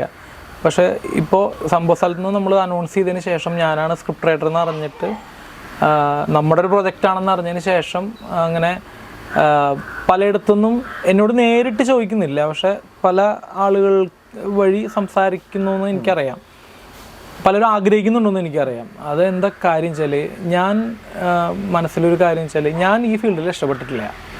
കാരണം ഞാൻ രക്ഷപ്പെടുന്നേ ഉള്ളൂ, ഞാൻ ഈ സ്ട്രഗിൾ ചെയ്തുകൊണ്ടിരിക്കുകയാണ്. അപ്പോൾ ഈ സ്ട്രഗിൾ ചെയ്യുന്ന സമയത്ത് എനിക്കൊരാളെ പിടിച്ച് കയറ്റാൻ എനിക്ക് അതിനുള്ള പാങ്ങില്ല. കാരണം എനിക്ക് ഒന്ന് സ്റ്റേബിളായാൽ മാത്രമേ, കാരണം എനിക്ക് എൻ്റെ ഫീൽഡിലൊരു വില ഉണ്ടാകുമ്പോൾ മാത്രമേ എനിക്ക് അതിന് പറ്റുള്ളൂ. ഒരാളെ വരൂ ഞാൻ ചാൻസ് തരാമെന്ന് പറയും. പക്ഷെ ഞാനിപ്പോൾ ഒരാൾക്ക് ഒരു അവസരം കൊടുക്കുമ്പോൾ അയാളും ചിലപ്പോൾ രക്ഷപ്പെടില്ല, ഞാനും രക്ഷപ്പെടില്ല. അപ്പോൾ നമുക്ക് രണ്ടുപേർക്കും അത് ഒന്നും അല്ലാണ്ടായി പോകും. മറിച്ച് ഞാൻ രക്ഷപ്പെട്ടതിന് ശേഷം ഞാൻ അവരെ വിളിക്കുകയാണെങ്കിൽ അവർക്കും അത് നല്ലതാണ്, എനിക്കും നല്ലതാണ്. പക്ഷെ ഇപ്പോൾ എന്നോട് എൻ്റെ കൂടെ ഒരുപാട് പേര് വർക്ക് ചെയ്യുന്നുണ്ട്. നാടകത്തിൽ അഭിനയിക്കുന്നവരുണ്ട്, നന്നായിട്ട് എഴുതുന്നവരുണ്ട്, ഇവരൊക്കെ ഉണ്ട്. ഇവർക്കൊന്നും ഞാൻ ഇതിൽ ചാൻസ് കൊടുത്തിട്ടില്ല. കാരണം ഞാനത് കൊടുക്കില്ല എന്ന് വിചാരിച്ചിട്ടുണ്ട്. അത് അവരോടുള്ള ഇതുകൊണ്ടല്ല, കാരണം ഞാൻ എൻ്റെ ഒരു എന്താ പറയുക റെക്കമെൻഡേഷൻ്റെ പ്രകാരം ഞാൻ ഒരു ഇതിലേക്ക് കൊണ്ടുവരില്ല എന്ന് ഞാൻ വിചാരിച്ചിട്ടുണ്ട്. അത് ഡയറക്ടർ എന്നോട് പറയുമ്പോൾ ഇങ്ങനെ ഒരു ഇതിൻ്റെ ഒരു സംഭവമുള്ള ആളെ വേണം എന്ന് പറയുമ്പോൾ ഞാൻ അറേഞ്ച് ചെയ്ത് കൊടുത്തിട്ടുണ്ട് നമുക്ക് പരിചയം. പക്ഷേ ഞാൻ അങ്ങോട്ട് എൻ്റെ ഒരു ആളാണ്. ഇപ്പം എൻ്റെ അനിയൻ നന്നായിട്ട് അഭിനയിക്കുന്നതാണ് അവൻ. അതുപോലെ എൻ്റെ അമ്മായിയുടെ മോൻ സിംഗറാണ്. അങ്ങനെ കുറേ എൻ്റെ ബന്ധുക്കളും എൻ്റെ ഫ്രണ്ട്സൊക്കെ എൻ്റെ നാടകത്തിൽ അഭിനയിക്കുന്ന കുറേ പേരുണ്ട്. അപ്പോൾ ഇവർക്കൊക്കെ എനിക്ക് ചാൻസ് കൊടുക്കണമെന്ന് ആഗ്രഹമുണ്ട്, ഞാൻ കൊടുക്കും. പക്ഷെ അതിപ്പോൾ ഞാൻ എവിടെ എത്താണ്ട് കൊടുത്തിട്ടില്ല, അർത്ഥമില്ല. അതുകൊണ്ടാണ്. ഓക്കെ, ഇപ്പോൾ ഞാൻ ഒരു BBC സ്റ്റുഡൻറ്റാണ്. അപ്പോൾ ഒരു സ്ക്രിപ്റ്റ് ഞങ്ങൾക്ക് ഉണ്ടാവും. അപ്പോൾ അതിൽ ഇപ്പോൾ കറക്റ്റായിട്ട് സ്ക്രിപ്റ്റ് ചെയ്തിട്ടുണ്ട് ഫോർമേഷൻ എങ്ങനെയാണ്? അല്ലെങ്കിൽ ഇപ്പോൾ ഈ സ്ക്രിപ്റ്റ് എഴുതാൻ ആഗ്രഹമുള്ള കുറേ പേരുണ്ടോ? ചിലപ്പോൾ ഈ ഇൻ്റർവ്യൂ കാണുന്നുണ്ടോ, അവൻ ഈ ഒരു മേഖലയ്ക്ക് വരണം അല്ലെങ്കിൽ സിനിമയുടെ ഈ മേഖലയ്ക്ക്. അപ്പോൾ കറക്റ്റ് ആ ഫോർമേഷൻ എങ്ങനെയാണ്? സത്യം പറഞ്ഞാൽ അങ്ങനെ ഒരു ഫോർമേഷൻ ഇല്ല എന്നുള്ളതാണ് സത്യം. എനിക്ക് മനസ്സിലായിട്ടുള്ളതാണ്. അതിൻ്റെ കറക്റ്റായ ആൻസർ ഇതാണെന്ന് എനിക്കറിയില്ല. കാരണം ഞാൻ സ്ക്രിപ്റ്റ് എഴുതാൻ പഠിച്ചതെന്ന് വെച്ച് കഴിഞ്ഞാൽ ഇപ്പോഴും പഠിച്ചിട്ടില്ല. നമ്മൾ കുറേ സ്ക്രിപ്റ്റുകൾ വായിക്കും. അതായത് ഇപ്പോൾ നിലവിൽ ഹിറ്റായ സിനിമകളുടെ ഒക്കെ സ്ക്രിപ്റ്റുകൾ നമുക്ക് കിട്ടും, വിപണിയിൽ കിട്ടും, വായനശാലയിൽ നിന്ന് കിട്ടും. അപ്പോൾ കുറേ സ്ക്രിപ്റ്റുകൾ ഞാൻ വായിച്ചിട്ടുണ്ട്. അപ്പോൾ അതൊന്നും എനിക്കൊരു മോഡൽ കിട്ടിയിട്ടുണ്ട്. ഇങ്ങനെയാണ് ഒരു സീൻ എഴുതേണ്ടത്, ഇങ്ങനെ ഒരു സാധനം ചെയ്യേണ്ടത്. പിന്നെ ഈ സിനിമയുടെ സ്ക്രിപ്റ്റ് റൈറ്റർ ഞാൻ മാത്രമല്ല, സഞ്ജു ഇളവള്ളി എന്ന് പറഞ്ഞ സുഹൃത്തും, ഞങ്ങൾ രണ്ടുപേരും കൂടിയാണ് സംഭവ സ്ഥലത്തു നിന്നും സിനിമ എഴുതിയിട്ടുള്ളത്. അപ്പോൾ അദ്ദേഹത്തിൻ്റെ അനുഭവങ്ങളും ഉണ്ട്, എൻ്റെ അനുഭവം ഉണ്ട്. അപ്പോൾ ഞങ്ങൾ രണ്ടുപേരുടെയും അനുഭവങ്ങൾ അങ്ങോട്ടും ഇങ്ങോട്ടും ചേർത്ത് ഞങ്ങൾ ഭയങ്കര സിങ്കായി പോകുന്ന രണ്ട് റൈറ്റേഴ്സാണ്. അപ്പോൾ ഭയങ്കര സിങ്കായിട്ട് പോയി. അങ്ങനെയാണ്. അപ്പോൾ ഓരോരുത്തരുടെ മൈൻഡിൽ അവർ എങ്ങനെ എഴുതുന്നു അനുസരിച്ചിരിക്കും, അത്രേ ഉള്ളൂ. ഓക്കെ, ഇപ്പോൾ ഈ നമ്മുടെ മലയാളം ഇൻഡസ്ട്രീനെ തകർക്കാൻ എന്നൊരു ലക്ഷ്യത്തിൽ ഈ ഹേമ കേസ് അങ്ങനെ ഒരു റിപ്പോർട്ടിങ് ഞങ്ങൾക്കായിട്ട് വരുന്നുണ്ട്. അപ്പോൾ അതിനെക്കുറിച്ച് എന്താണ് പറയാനുള്ളത്? അതിനെപ്പറ്റി എനിക്കൊന്നും അറിയില്ല. കാരണം ഞാൻ ഇൻഡസ്ട്രിയിലേക്ക് ശരിക്കും ഫസ്റ്റ് ഫിലിമാണ്, എനിക്ക് ഇൻഡസ്ട്രീനെ പറ്റി അറിയില്ല. അപ്പോൾ എനിക്ക് അതിനെ പറ്റി ഒന്നും അറിയില്ല. അത് വെറുതെ തടി തപ്പാൻ വേണ്ടി പറഞ്ഞതല്ല, എനിക്കറിയില്ല. കാരണം നമ്മുടെ ഒരു സൗഹൃദ കൂട്ടായ്മയിൽ ഉണ്ടാക്കിയ സിനിമയാണ്. നമ്മൾ നല്ല രസമായിട്ട് ഷൂട്ട് ചെയ്തു. കുറച്ച് ദിവസങ്ങൾ എല്ലാ ആർട്ടിസ്റ്റുകളും, നമുക്ക് വന്നിട്ടുള്ള എല്ലാ ആർട്ടിസ്റ്റുകളും നമുക്ക് നല്ല അഭിപ്രായങ്ങളാണ് പറഞ്ഞിട്ടുള്ളത്. പിന്നെ അതിലൊക്കെ അവർ ഹാപ്പിയാണ്. അപ്പോൾ അതുകൊണ്ട് എനിക്ക് അതിനെ പറ്റിയിട്ടൊന്നും അറിയില്ല. ഓക്കെ, അല്ല ഞാൻ ജസ്റ്റ് ഒന്ന് ചോദിച്ചെന്നുള്ളൂ. ഇപ്പോൾ നമ്മളിപ്പോൾ ഈ സ്ക്രിപ്റ്റ് ചെയ്തണം, അതേ ലൊക്കേഷൻ ഹണ്ടിങ് ഉണ്ടോ? അപ്പോൾ നമ്മളിപ്പോൾ ഈ മനസ്സിലാകേണ്ട അതേ ലൊക്കേഷൻ കിട്ടിയില്ലെങ്കിൽ, അല്ലെങ്കിൽ അങ്ങനത്തെ ലൊക്കേഷൻ കണ്ടിട്ടുണ്ടോ സ്ക്രിപ്റ്റ് ചെയ്തണതോ? സ്ക്രിപ്റ്റ് ചെയ്തതിനു ശേഷം നമ്മൾ ലൊക്കേഷൻ കണ്ട് ചെയ്യണോ? അല്ല, സിനിമയിലെല്ലാം സ്ക്രിപ്റ്റ് ചെയ്തതിന് ശേഷമാണ് എല്ലാം ചെയ്യുന്നത്. അതായത് ചിലപ്പോൾ ചില ആർട്ടിസ്റ്റുകളെ മനസ്സിൽ കണ്ടെഴുതുന്ന ആളുകളുണ്ട്. അപ്പോൾ നമുക്ക് അങ്ങനെ വന്നിട്ടില്ല. പക്ഷേ എന്ത് സ്ക്രിപ്റ്റ് ഡിമാൻഡ് ചെയ്യണോ അതിനനുസരിച്ച് ബാക്കിയുള്ള കാര്യങ്ങൾ വരണം. അതായത് ഇപ്പോൾ നമ്മൾ ഒരു എയർപോർട്ടിൽ ഒരു സീൻ എഴുതി, ആ എയർപോർട്ട് കണ്ടുപിടിക്കണം, അതാണ് നമ്മുടെ ടാസ്ക്. പക്ഷെ നമ്മുടെ ബഡ്ജറ്റും കാര്യങ്ങളൊക്കെ അനുസരിച്ച് നമ്മൾ ആ എയർപോർട്ട് എഴുതണമെന്ന് നമ്മൾ ആദ്യം തീരുമാനിക്കും. അത് ചില റൈറ്റേഴ്സ് പക്ഷെ നമുക്കങ്ങനെ നമ്മൾ വിചാരിച്ച കാര്യങ്ങളൊക്കെ നമുക്ക് നടന്നിട്ടുണ്ട്. കാരണം നമുക്ക് അങ്ങനെ വലിയ പ്രശ്നങ്ങളൊന്നും സംഭവിച്ചിട്ടില്ല. പ്രൊഡക്ഷൻ നമ്മുടെ പ്രൊഡ്യൂസേഴ്സ് ഇന്ത്യ സ്നേഹ പ്രൊഡക്ഷൻസ്, ബിജോ തട്ടിൽ, ജോയ് കാഞ്ഞിരത്തിങ്കൽ ജോസ്, ജോമോൻ ജോസ്, പീറ്റർ വർഗീസ്, ഇവർ ചേർന്നിട്ടാണ് നമ്മുടെ സിനിമ പ്രൊഡ്യൂസ് ചെയ്തിട്ടുള്ളത്. അപ്പോൾ അവർ നമുക്ക് ഭയങ്കര സപ്പോർട്ടായിരുന്നു. അതായത് പ്രൊഡ്യൂസേഴ്സിൻ്റെ സപ്പോർട്ടാണ് ശരിക്കും ഒരു സിനിമയുടെ വിജയം. അവർ നമ്മുടെ ഡയറക്ടറെയും ഞങ്ങളുടെ പ്രൊഡക്ഷൻ നമ്മുടെ ടീമിനെയും ഒക്കെ ഭയങ്കരമായിട്ട് സപ്പോർട്ട് ചെയ്തിട്ടുള്ള ആ സപ്പോർട്ടിനോട് തന്നെയാണ് ഈ സിനിമ നടന്നിട്ടുള്ളത്. അപ്പോൾ അവർ നമുക്ക് എന്താ പറയുക, നമ്മൾ വിചാരിച്ച പോലെ തന്നെ എഴുതായിട്ടുള്ള എല്ലാ കാര്യങ്ങളും, ചിത്രീകരിക്കാനുള്ള സംഭവങ്ങളെല്ലാം അവർ ചെയ്തിട്ടുണ്ട്. അതിൽ പ്രശ്നമൊന്നുമില്ല. അപ്പോൾ നമ്മൾ എന്താ പറയുക, ഇപ്പോൾ ചോദിച്ച ആ ചോദ്യം നല്ലതാണ്. അതായത് ഒരു സീൻ എഴുതുമ്പോൾ ആ സീന് നമ്മുടെ സിനിമയ്ക്ക് മേലെ നിൽക്കുന്ന ഒരിക്കലും പറ്റാത്തൊരു സാധനമാണെങ്കിൽ നമ്മളൊന്ന് ചിന്തിക്കും. കാരണം ഇത് വേറെ സ്ഥലത്ത് പ്ലേസ് ചെയ്യാൻ പറ്റുമോ ഈ സീൻ എന്നുള്ളത്. ഇപ്പോൾ നമ്മൾ നേരത്തെ ഞാൻ പറഞ്ഞ പോലെ എയർപോർട്ടിൽ നമ്മളൊരു സീൻ എഴുതി വെച്ചോ, എയർപോർട്ടിൽ എന്തെങ്കിലും കാര്യത്തിൽ പെർമിഷൻ കിട്ടിയില്ല, അപ്പോൾ നമ്മൾ ആ സീനെ എവിടെ കൊണ്ടുപോയിട്ട് വേറെ നമുക്ക് പ്ലേസ് ചെയ്യാൻ പറ്റും നമ്മൾ ആലോചിക്കും, അത് ചെയ്യാൻ പറ്റും. അല്ലാണ്ട് സ്ക്രിപ്റ്റിൽ വേറെ അഡ്ജസ്റ്റ്മെൻ്റ് ഒന്നും ചെയ്യാൻ പറ്റില്ല. ഇനി അപ്കമിങ് ആയിട്ടുള്ള പ്രൊജക്റ്റ് ഇപ്പോൾ നമ്മൾ ഈ ടീം എന്തായാലും ലൈവ് മീഡിയ ടീം എന്തായാലും ഇനി ഒരുപാട് സിനിമകൾ ചെയ്യും. അതിനുള്ള എല്ലാ കാര്യങ്ങളും ഇപ്പോൾ ലൈവ് മീഡിയ ടീമിനുണ്ട്. അതായത് അതൊരു അഹങ്കാരത്തോടുകൂടി പറഞ്ഞതല്ല, സന്തോഷത്തോടുകൂടി പറയുന്നതാണ്. കാരണം നമുക്ക് സിനിമ ചെയ്യാനുള്ള റൈറ്റേഴ്സ് ആണെങ്കിലും ക്യാമറ ആണെങ്കിലും എല്ലാ കാര്യങ്ങളും നമ്മുടെ ഒരു സൗഹൃദ വലയത്തിലുണ്ട്. അപ്പോൾ ആ ഒരു സൗഹൃദ കൂട്ടായ്മയിൽ നിന്ന് നമുക്ക് കുറേ സിനിമകൾ ചെയ്യാൻ, സിനിമ മാത്രമല്ല നമ്മൾ കുറേ വെബ് സീരീസ് ചെയ്യാൻ ആലോചിക്കുന്നുണ്ട്, കുറേ കാര്യങ്ങൾ ചെയ്യാൻ ആലോചിക്കുന്നുണ്ട്. അപ്പോൾ സിനിമ പടുത്ത് നമ്മൾ കുറേ കണ്ടന്റുകൾ ഇങ്ങനെ ആലോചിച്ചുകൊണ്ടിരിക്കുകയാണ്. എഴുത്ത് ജസ്റ്റ് ഇങ്ങനെ തുടങ്ങിയിട്ടുള്ളൂ. അപ്പോൾ അത് ഏതെന്ന് കൃത്യമായിട്ട് നമുക്ക് പറയാൻ പറ്റില്ല. അങ്ങനെ ചേട്ടൻ്റെ ഭാഗത്തു നിന്നുള്ള അപ്കമിങ് ആയിട്ട് ഇതിന് പടത്തിനെ വിളിച്ചപ്പോൾ ഡിസ്കഷൻ തുടങ്ങിയിട്ടുണ്ടോ? ഇല്ല, ഇപ്പോൾ അഭിനയിക്കുന്ന വേറെ സിനിമകളില്ല. ഞാനിപ്പോൾ 2-3 വെബ് സീരീസിൽ അഭിനയിച്ചിട്ടുണ്ട്. അതിന് പുറത്തിറങ്ങിയിരിക്കുന്നുണ്ട്. ഏതൊക്കെയാണ്? അത് സൈനയുടെ ഒരു വെബ് സീരീസ് ഉണ്ട്. പിന്നെ വേറെ ഒരു പേര് എനിക്ക് അറിഞ്ഞൂടാ. ഒരു വെബ് സീരീസും കൂടി ഉണ്ട്. പിന്നെ ഇനി ചെയ്യാനിരിക്കുന്നത് ഇപ്പോൾ ഇനി നമ്മൾ ആലോചിക്കുന്ന പ്രൊജക്റ്റാണ്. ബാക്കി ഓഫറുകളൊക്കെ കാത്തിരിക്കുന്നു. ഇപ്പോൾ സിനിമ തിയേറ്ററിൽ ഓടിക്കൊണ്ടിരിക്കുകയാണ്. അപ്പം അത് കണ്ട ആരെങ്കിലുമൊക്കെ വിളിക്കുന്ന ഭയങ്കര പ്രതീക്ഷയോടെ കാത്തിരിക്കുകയാണ്. ഈ സ്ക്രിപ്റ്റ് എഴുതാനായിട്ട് ഇങ്ങനെ ആൾക്കാർ കോൺടാക്ട് ചെയ്യുമല്ലോ, അതോ നമ്മൾ നമ്മുടേതായ രീതിയിൽ സ്ക്രിപ്റ്റ് എഴുതിയിട്ട് പോവാണ് ചെയ്യണം പ്രൊഡ്യൂസേഴ്സിൻ്റെ അടുത്തേക്ക്? ഇപ്പോൾ ഈ പ്രൊജക്റ്റ് ഓൾറെഡി എന്താ പറയുക, പ്രൊഡ്യൂസേഴ്സിൻ്റെ ഒരു കൺസെപ്റ്റ് പറഞ്ഞ് അങ്ങനെ ഓണായിട്ടുള്ളൊരു പ്രൊജക്റ്റാണ്. അപ്പോൾ നമുക്ക് എന്താ പറയുക, ഞങ്ങളിനി ആ പ്രോസസ്സ് ഞങ്ങൾ അനുഭവിച്ചിട്ടില്ല. കാരണം സ്ക്രിപ്റ്റും കൊണ്ട് ഒരാൾ പേര് അങ്ങനത്തെ ഒരു പ്രോസസ്സ് ഞങ്ങൾ അനുഭവിച്ചിട്ടില്ല. അതായത് ആ സ്ട്രഗിളിങ് ഉണ്ടായിട്ടുണ്ടായില്ലേ, പക്ഷേ സ്ക്രിപ്റ്റിൻ്റെ ഒരു നമ്മൾ ആർക്ക് വേണ്ടി കൊടുക്കണം എന്നുള്ളൊരു ഓട്ടം അങ്ങനെയൊന്നും നമുക്ക് ഉണ്ടായിട്ടില്ല. പക്ഷെ ഇനി ഉണ്ടായിരിക്കാം, പറയാൻ പറ്റില്ല. അപ്പം നമ്മുടെക്ക് ഇനി അടുത്ത പ്രൊജക്റ്റ് വരണമെങ്കിൽ നമ്മുടെ ഈ സിനിമ എല്ലാവരും കണ്ട് മനസ്സിലാക്കണം, ഇവർക്ക് എഴുതാൻ പറ്റും. അപ്പോഴേ അങ്ങനത്തെ ഓഫറുകൾ വരില്ല. അപ്പോൾ ഇപ്പോൾ പടം ഓടിക്കൊണ്ടിരിക്കുന്ന കാരണം ഇനി അതിൻ്റെ റിസൾട്ടൊക്കെ ചിലപ്പോൾ ഇനി കുറച്ച് കഴിഞ്ഞിട്ടേ വരുള്ളൂ. ഓക്കെ. അപ്പോൾ ഇപ്പോൾ ഈ സ്ക്രിപ്റ്റ് എഴുതുമ്പോൾ ടൈമിൽ തന്നെ വിചാരിച്ചിട്ടുണ്ടായിരുന്നു ഇതിൽ ഈ ആക്ടർ ഇയാൾ ഇന്ന ആക്ട് ചെയ്യണം, അല്ലെങ്കിൽ ഇന്നയാൾ ഇന്നത് ചെയ്യണം എന്നൊക്കെ? അത് പ്രൊഡ്യൂസേഴ്സായിട്ട് എല്ലാവരും കൂടി ഡിസ്കസ് ചെയ്തിട്ടുണ്ടാക്കിയ കാര്യം. കാരണം വെച്ചാൽ നമ്മുടെ മനസ്സിൽ അങ്ങനെയൊന്നുമില്ല. നമ്മൾ കാരണം വെച്ചാൽ അത് നമ്മുടെ എക്സ്പീരിയൻസ് കുറവുകൊണ്ടാണ് ഞങ്ങൾക്ക് അങ്ങനെ. ഞങ്ങൾ ആദ്യത്തെ സ്ക്രിപ്റ്റ് ചെയ്താണ് ഞാനും ചില സീനുകൾ എഴുതുമ്പോൾ ഈ ഒരു ക്യാരക്ടർ ഇയാൾക്ക് കൊടുത്ത അടിപൊളിയായിരിക്കും. അത് ചില കാര്യങ്ങളുണ്ടായിരുന്നു. അതായത് ഇപ്പോൾ നമ്മുടെ സിനിമയിൽ സുനിൽ സുഗത ചെയ്ത ഒരു വേഷമുണ്ട്. അതിപ്പോൾ സിനിമ കണ്ട എല്ലാവരും നല്ല അഭിപ്രായം പറയുന്ന ഒരു സീനാണ്, ഭയങ്കരമായിട്ട് ഇഷ്ടപ്പെടുന്ന ഒരു സീനാണ്. ആ ക്യാരക്ടർ എഴുതിയപ്പോൾ ഇത് സുനിലേട്ടൻ തന്നെ ചെയ്യണം എന്നുള്ളത് നമ്മുടെ മനസ്സിൽ ഭയങ്കര ആഗ്രഹം ഉണ്ടായിരുന്നു. പക്ഷെ ഒരു സമയത്ത് ചിലപ്പോൾ സുനിലേട്ടൻ കിട്ടുമെന്നൊരു പേടിയുണ്ടായിരുന്നു. സുനിലേട്ടൻ തമിഴിലൊക്കെ ഭയങ്കര ബിസി ആയതുകൊണ്ട്. പക്ഷെ അത് ഭയങ്കര ഭാഗ്യത്തിന് സുനിലേട്ടൻ തന്നെ കിട്ടി. സുനിലേട്ടൻ ഭയങ്കരമായിട്ട് വന്ന് കോപ്പറേറ്റ് ചെയ്തു. അടിപൊളിയായിട്ട് ആ സീന് സുനിലേട്ടൻ വന്ന് ചെയ്തു പോയി. നമ്മൾ വിചാരിക്കണേക്കാൾ മേലെ ചെയ്തിട്ട് പോയി. അപ്പോൾ നമുക്ക് അങ്ങനെ നമ്മൾ കുറേ പേര് വിചാരിച്ചിട്ടുണ്ട്. അങ്ങനെ അല്ലാതെ കൂട്ടായിട്ട് തന്നെ ഡയറക്ടർ എല്ലാവരും കൂടി ഈ ക്യാരക്ടറിന് ആര് പറ്റും എന്നുള്ളത് ബാക്കി ആരെയും നമ്മുടെ മനസ്സിൽ അങ്ങനെ വന്നിട്ടില്ല. ചേട്ടൻ നേരത്തെ ഫാമിലിയുടെ ഒരു സിറ്റുവേഷൻ പറഞ്ഞിട്ടുണ്ടായിരുന്നു. അപ്പോൾ ഞാൻ വേറൊരു ക്വസ്റ്റ്യൻ ചോദിച്ചു.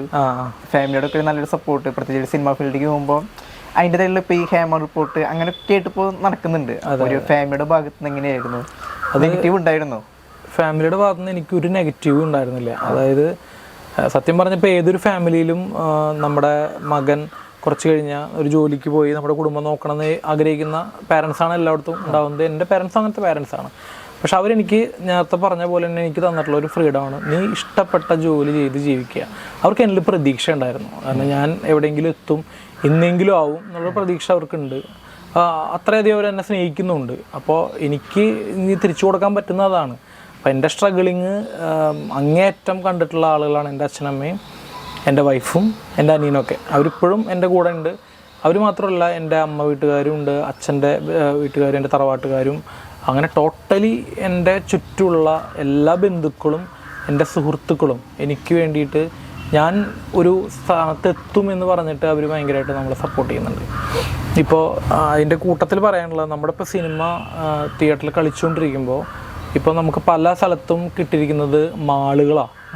അതായത് നമ്മുടെ ഒരു ചെറിയ സിനിമ ആയതുകൊണ്ട് ഉണ്ടാവുന്ന കുറച്ച് തിയേറ്റർ ഒഴിവില്ല. ഒരു കുറ്റം കയ്യിൽ തിയേറ്റർ ഒഴിവില്ല. എല്ലാ സിനിമകളും ഫില്ലായി കളിച്ചുകൊണ്ടിരിക്കുന്ന സമയത്ത് നമുക്ക് കിട്ടുന്നത് ചിലപ്പോൾ മാളായിരിക്കും. അപ്പം മാളിൽ ചിലപ്പോൾ എൻ്റെ ബന്ധുക്കൾക്കോ അല്ലെങ്കിൽ എൻ്റെ സുഹൃത്തുക്കൾക്കോ അങ്ങനെ സാധാരണക്കാരായതുകൊണ്ട് അവർക്ക് അത്രയും ടിക്കറ്റ് എടുത്തിട്ട് പോകാൻ പറ്റുന്ന സാഹചര്യമില്ല. എന്നിട്ട് പോലും അവർ അങ്ങനെ എടുത്ത് കാണുന്നവരുണ്ട്.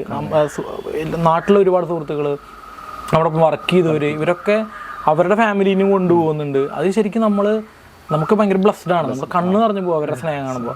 അത്രയും പൈസ കൊടുത്ത് അവർ നമ്മുടെ സിനിമ കാണുന്നു. ഇപ്പോഴാണ് ഈ 2ാം വാരത്തിലേക്ക് എത്തിയപ്പോഴാണ് നോർമൽ ഓഡിയൻസ് പടം ഏറ്റെടുത്തത്. അതുവരെ നമ്മുടെ ആളുകൾ മാത്രമാണ് സിനിമയ്ക്ക് പോകുന്നത്. അപ്പോൾ അത് ഭയങ്കര അപ്പോൾ ആ കാര്യത്തിൽ ഞാൻ ഭയങ്കര ബ്ലസ്ഡ് ആണ്. ഇനിയൊരു എൻ്റെ അച്ഛനമ്മയുടെയും മകനായിട്ട് ജനിച്ചത് തന്നെയാണ് എൻ്റെ ഏറ്റവും വലിയ ഒരു സന്തോഷം. അപ്പോൾ ഇപ്പോൾ ഒരു ഫാമിലി എൻ്റർടൈൻമെൻ്റ് ആയിരുന്നു അല്ലേ? അതെ അതെ അതെ. അപ്പോൾ ഇനി വരാൻ പോണതും ഫാമിലീസിൻ്റെയാണോ, അതൊരു മിസ്റ്ററി ത്രില്ലർ അങ്ങനെ ഒരു കാറ്റഗറിക്ക് നമ്മൾ ആലോചിക്കുന്നത് എന്താവും അറിയില്ല. ചിലപ്പോൾ സബ്ജക്റ്റൊക്കെ മാറി മറിയാം. നമുക്ക് എന്തായാലും എപ്പോൾ ചെയ്ത പോലത്തെ ഒരു ജോണറിന്ന് ബ്രേക്ക് ചെയ്തിട്ട് അടുത്തൊരു ജോണർ ചെയ്യണം എന്നൊരു ആഗ്രഹമുണ്ട്. ഏറ്റവും ഇഷ്ടപ്പെട്ട ജോണർ ഏതാ? എനിക്ക് ജോണർ എനിക്ക് അങ്ങനെ സത്യം പറഞ്ഞാൽ എനിക്ക് ഇഷ്ടപ്പെട്ട ജോണർ എന്ന് പറഞ്ഞാൽ ഹൊററാണ്.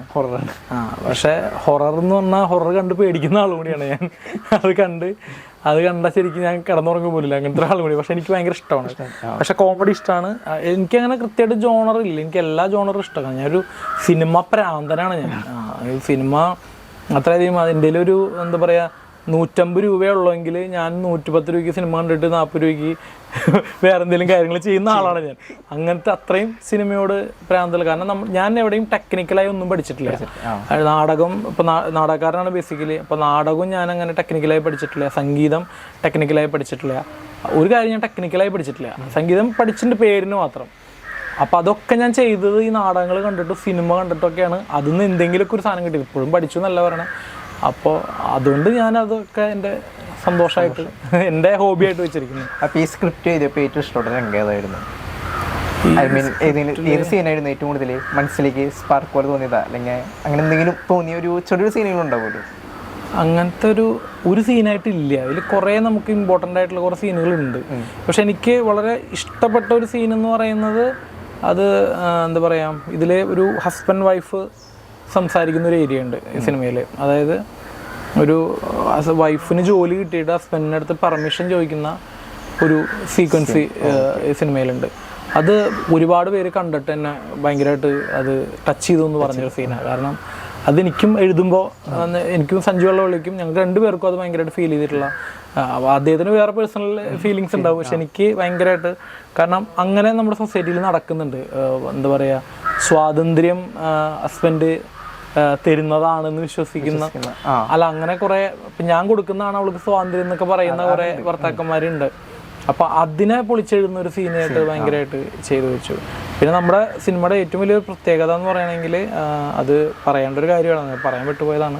നമ്മുടെ സിനിമയിൽ ലഹരി ഉപയോഗിക്കുന്ന ഒരു സീൻ പോലും നമ്മൾ കാണിച്ചിട്ടില്ല. അത് ഞാൻ ബേസിക്കലി ലഹരി ഉപയോഗിക്കാത്ത ആളാണ്. ഇതിൻ്റെ ഡയറക്ടറും നമ്മുടെ ക്രൂവിലെ എല്ലാവരും അങ്ങനെ ഒരുപാട് പേര് നമ്മൾ ഉപയോഗിക്കാത്ത ആളുകളാണ്.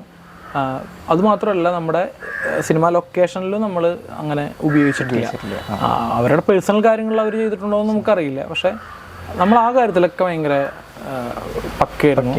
അതിന്റെ പേരിൽ അത് മലയാള സിനിമയിൽ ലഹരി ഇല്ലാത്തൊരു സിനിമ തന്നെയാവൂല്ലേ? അതറിയില്ല, നമുക്ക് തന്നെ ക്രെഡിറ്റ് എടുക്കാൻ പറ്റില്ല. കാരണം കുറേ സിനിമകൾ ഉണ്ടായിരിക്കാം.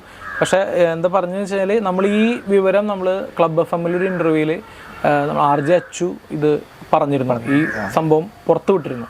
അപ്പം അത് കേട്ടിട്ട് എക്സൈസ് വകുപ്പ് നിന്ന് നമ്മളെ ആദരിക്കാൻ തീരുമാനിച്ച ഒരു സന്തോഷമുണ്ട്. അപ്പോൾ അത് അവർ ഉടനെ തന്നെ നമ്മളെ നേരിട്ട് അവർ വിളിച്ചിരുന്നു, വോയിസ് ആയിട്ട് ക്ലബ് FM വിളിച്ചിരുന്നു, നമ്മൾ അഭിനന്ദിച്ചിരുന്നു. അങ്ങനെ ഒരു മാതൃകാപരമായിട്ടുള്ള നമ്മുടെ സംവിധായകനും അങ്ങനത്തെ വളരെ നിർബന്ധം ഉണ്ടായിരുന്ന ഒരു കാര്യമാണ് എൻ്റെ സിനിമയിൽ ലഹരി ഉപയോഗിക്കില്ല എന്നുള്ളത്. പക്ഷെ ഇനി വരുന്ന സിനിമകൾ എങ്ങനെയാണെന്ന് പറയാൻ പറ്റില്ല. കാരണം ചിലപ്പോൾ കഥയുടെ പക്ഷെ പരമാവധി അത് ഉപയോഗിക്കാതിരിക്കും എന്ന് തന്നെയാണ് നമ്മൾ ആലോചിക്കുന്നത്. ഓക്കെ, അപ്പൊ എന്തായാലും ഒത്തിരി തിരക്കുണ്ടെന്ന് അറിയാം. ഞങ്ങളുടെ ഈ കൊച്ചു സ്ഥലത്തേക്കൊക്കെ വന്ന് ഞങ്ങളുടെ ഒരു സ്റ്റാർട്ടപ്പ് ആണെന്ന് ചേട്ടനോട് പറഞ്ഞിട്ടുണ്ടായിരുന്നു വിളിക്കുമ്പോൾ. ഇത് ഈ ഒരു ഇത് നിങ്ങളെ എനിക്ക് ഇഷ്ടമായെന്ന് വെച്ചാൽ നിങ്ങളുടെ ഇങ്ങനെ തുടങ്ങിയതാണ് ഞാനും. ചെറിയ ചെറിയ കാര്യങ്ങളിൽ നിന്നാണ്, ഇപ്പോഴും ചെറിയ ചെറിയ കാര്യങ്ങൾ തന്നെയാണ്. പക്ഷെ അത് എനിക്ക് അങ്ങനെ ആഗ്രഹത്തോടു കൂടി ചെയ്യുന്ന ആളുകൾ എനിക്ക് ഭയങ്കര ഇഷ്ടമാണ്. അപ്പോൾ എന്തായാലും അത് സക്സസ് ആവുള്ളൂ. കാരണം നമ്മുടെ മനസ്സിലൊരു ആഗ്രഹം ഉണ്ടെങ്കിൽ നമ്മളത്, സ്വപ്നം ഉണ്ടെങ്കിൽ അത് നമ്മൾ നേടിയെടുത്തിരിക്കും, അത്രേ ഉള്ളൂ. അപ്പം എനിക്ക് അങ്ങനെ വലിയ തിരക്കുള്ള ആളല്ല ഞാൻ. പക്ഷേ ഇപ്പോൾ കലോത്സവങ്ങളായതുകൊണ്ട് ഞാൻ നാടകക്കാരനും കൂടി ആയതുകൊണ്ട് അതിൻ്റെ ഒരു കുറച്ച് ഞാൻ ചേട്ടനെ കോൺടാക്ട് ചെയ്തപ്പോൾ തന്നെ നമ്പർ ഒരു വേറെ ഉണ്ടായിരുന്നു. ആള് പറഞ്ഞിട്ടുണ്ടായിരുന്നു ആൾക്ക് ഇപ്പം ഇത്തിരി ബിസി ആയിട്ടുണ്ട് കലോത്സവം കാര്യങ്ങളൊക്കെ ചെയ്തുകൊണ്ട് നീ വിളിച്ചു നോക്കുന്നു പറഞ്ഞു. അപ്പോൾ എന്തായാലും ചേട്ടൻ ഞങ്ങളെ വിളിച്ചപ്പോൾ തന്നെ വരാമെന്ന് പറഞ്ഞു. എന്താണ് എന്നോട് സമയം പറയാൻ പറഞ്ഞത്. ചേട്ടൻ്റെ ടൈം പറഞ്ഞില്ല, എന്നോട് എൻ്റെ ടൈം പറയാനോ പറഞ്ഞു. ചേട്ടാ ആ ടൈമിൽ ഫ്രീ ആവാന്ന് പറഞ്ഞു. അപ്പോൾ എന്തായാലും ഞങ്ങൾ ഈ കൊച്ചിലേക്ക് വന്നതിനും പ്രത്യേക താങ്ക് യു. ഒരുപാട് സന്തോഷം. കാരണം നമ്മളെ സ്ട്രഗിൾ ചെയ്യുന്ന ഇത്ര പോലുള്ള കലാകാരന്മാരുടെ വിശേഷങ്ങൾ കൂടി നിങ്ങൾ എത്തിക്കാൻ മനസ്സ് കാണിച്ചതിൽ എനിക്കും നിങ്ങളോട് നന്ദി പറയാനുണ്ട്. Thank you. ഓക്കെ, പിന്നെയുള്ള എല്ലാ നമ്മുടെ ഘട്ടങ്ങളിലും ഒപ്പമുണ്ടാവണം. സിനിമ എല്ലാവരും സിനിമ പോയി കാണണം. കാരണം നമ്മുടെ സിനിമ ഒരു എല്ലാവരും ഫാമിലി കാണേണ്ട, ഒരു പാരൻ്റ് കുട്ടിയോടൊപ്പം ഇരുന്ന് കാണേണ്ട, വളരെ റെലവൻ്റായ ഒരു ഇഷ്യൂ സംസാരിക്കുന്ന ഒരു മൂവിയാണ്. അപ്പോൾ എല്ലാവരും ഈ സിനിമ കാണണം. തിയേറ്ററിലുണ്ട്. കണ്ടിട്ട് അഭിപ്രായങ്ങൾ എന്ത് തന്നെയായാലും ഇഷ്ടമായില്ലെങ്കിൽ ഇഷ്ടമായില്ല എന്ന് തന്നെ പറയണം. Thank you. ഓക്കെ, അപ്പോൾ ശരി, താങ്ക് യു ഏട്ടാ. Thank you.